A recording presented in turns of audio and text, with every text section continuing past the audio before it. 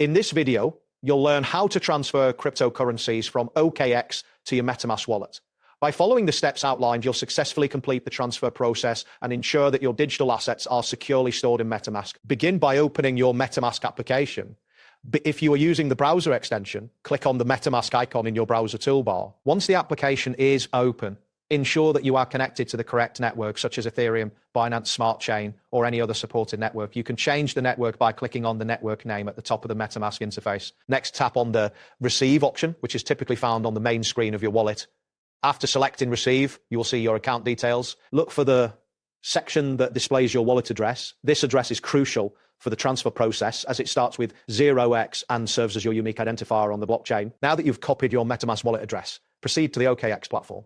Open the OKX app or visit the OKX website. Once you're logged in, navigate to the Assets section, which can usually be found in the main menu. This section contains all your cryptocurrency holdings and transaction options. In the Assets area, tap on the Withdraw option.